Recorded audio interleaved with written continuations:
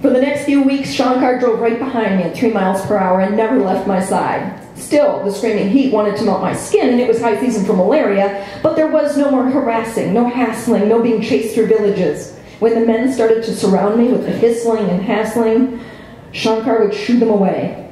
He insisted on sleeping in his car at night. That's what drivers do. And I struggled between wanting to respect his culture and the dictates of my culture that no one should have to sleep in his car, particularly someone I hired to help me. With the temperatures at night still hovering at 100 degrees, he was getting no sleep and becoming miserable. After only 2 nights, I put him up in a hotel room. One night, the owner refused that arrangement, insisting the drivers didn't stay in his hotel. They were meant to stay in their cars. But most let it slide, and Shankar and I got into a groove. One afternoon, he pulled up next to me and said, "I'll be right back. I go fill the car with petrol." And I said, "Don't go, please don't go." I begged him, leaning through his car window. "Whenever she leaves me, the men harass me and chase me and hassle me. Please don't go." "Oh, stop. You're being very, very silly. They are very friendly to you. You will be fine. Maybe 5 minutes. Hurry!" I yelled after him as he disappeared around the bend. At that moment, an overloaded truck roared around that same corner, its cargo of oranges bulging over the sides as it headed directly toward me.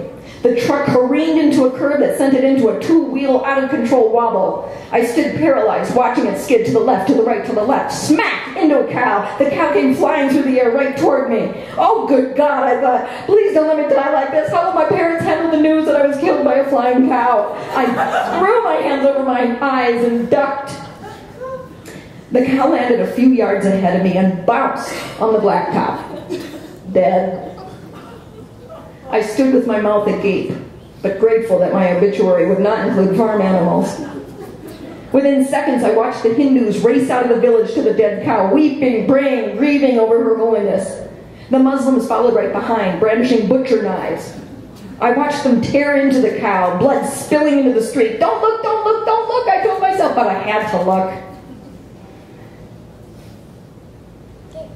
The Muslims lifted the slabs of cow onto the back of their bikes and strapped them down with bungee cords. My stomach leapt to my throat and gagged me. I tiptoed through the bloody puddles, dry heaved past the dead cow, and made my way into the village. On my left, a group of women held down a goat by all 4 limbs. I told myself again, "Don't look, don't look, don't look," and I had to look. At that instant, a woman cut the throat of the poor goat in what appeared to be a religious goat sacrifice. The shock of that, while still in the throes of the hurling cow, launched me into another bout of the dry heaves. But I didn't have a moment to recover. A group of men spotted me and started yelling, "Madam, madam, 1 moment please, madam." Now all the men in the village knew there was an unaccompanied woman in their midst and sprang out of the woodwork. I picked up my pace, burst into a sprint, and ran, gagging through the village in my bloody shoes. The dead cow, the poor goat. I might faint. Oh God, don't let me faint.